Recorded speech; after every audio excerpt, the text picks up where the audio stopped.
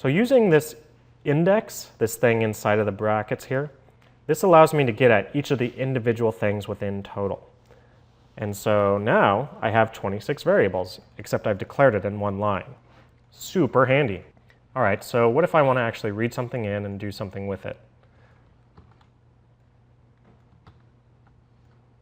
So I don't need that line. I'm just copying and pasting from up here because I'm going to need something similar. Notice I named this integer total and this int array total. It's not complaining about it though because this is contained inside of counting first. And it gets thrown away as soon as this brace happens. This thing is inside of counting second, so they're not conflicting. All right, so the first thing I should do is make sure input is all the same, upper or lower case. The string class, it turns out, has a special method called toLowerCase or toUpperCase. And so what you do is you actually hand it a string. So you say input.toLowerCase, that becomes a string. And then I'm reassigning it back over the top of my default stuff. So now input is going to contain the lowercase version of what it had originally. Okay, so if it's a letter, I need to do something in here. Now, how do I figure out which of these slots to put it in? So my plan is I'm going to use 0 for A, 1 for B, 2 for C, so on, and then the number 25 is going to contain how many Z's I've seen. So how many Z's have I seen? Well, I need to use the ASCII chart for that.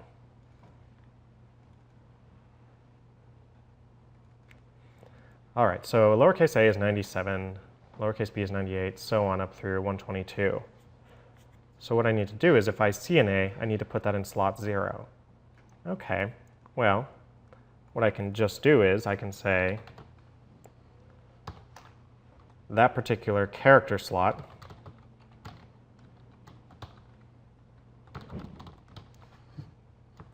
minus 97, I'm going to add 1 to that. Tricky stuff. All right, so this character is, let's say it's a letter A. If I take an A and subtract 97, 97 minus 97 is 0, and I'm going to add 1 to the 0 slot.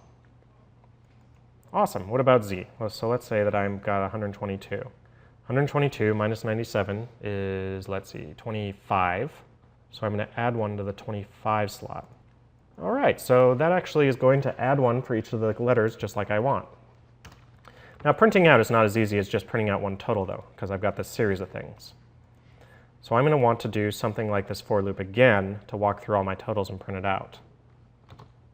By the way, quick shortcut, if I say FOR and control space, you can actually have it automatically create a for loop for you.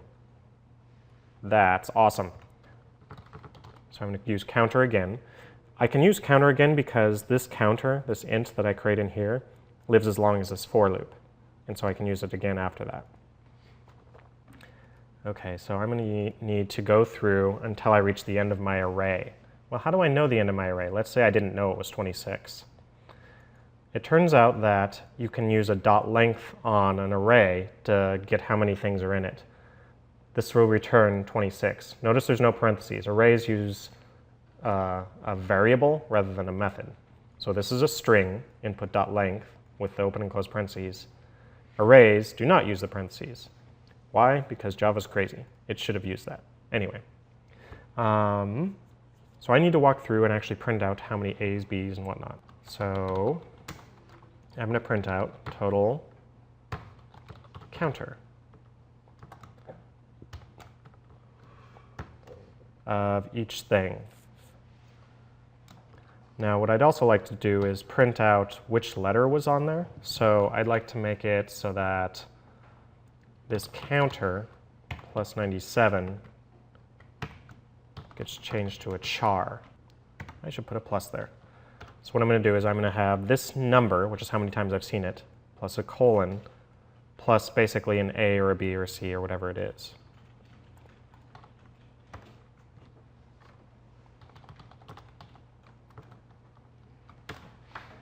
All right, so now it's printing out all the different letters it's seen and how many times. If there's 0 letters, I think I'm going to skip it. So only if total counter is greater than 0 am I going to do this line.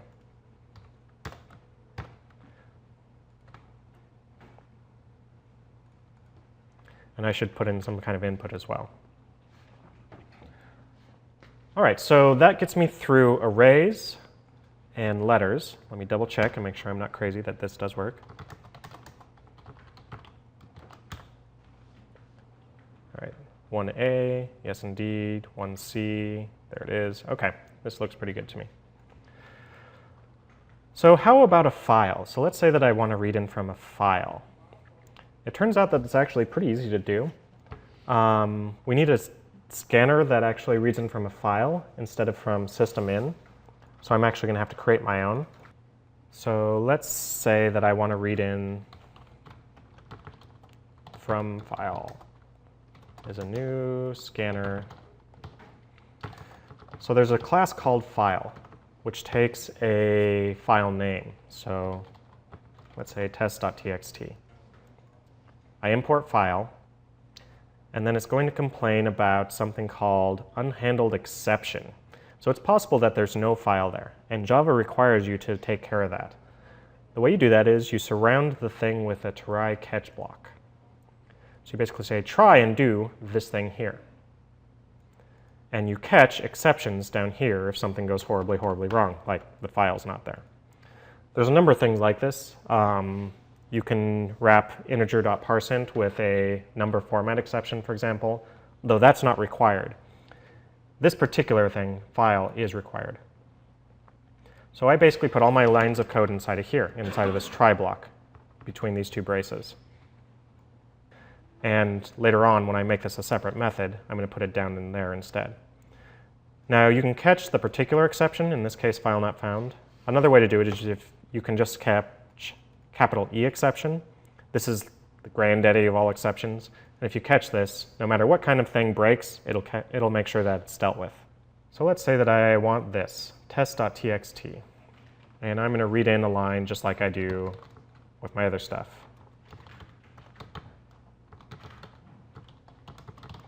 By the way, for this project, you can assume it's one line.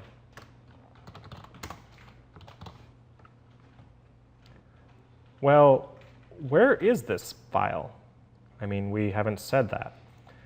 It turns out that it's in the same folder as the project. So let's see, counting problems. So right here is where it's located. So this is my counting problems. If I go in source, there's my Java file. Right here is where it's looking by default. So if I create test.txt and this is a sentence in a file, save that and close it. When I run the Java project, I say, doesn't really matter. This is a sentence in a file. So it read in from this file using the next line command and read it in. All right, so the only thing that leaves for you is, how do we read in words? The secret is actually you just count the spaces in there and add 1 to that. Because if you think about it, if this sentence is what I'm looking at, count the words in each file. It's 1, 2, 3, 4, 5 spaces. 1, 2, 3, 4, 5, 6 words. Tricky. All right, so I think that gets you through basically all the stuff in counting problems. You're going to need to look at strings, characters, and files. And it's worthwhile looking at how arrays work and for loops.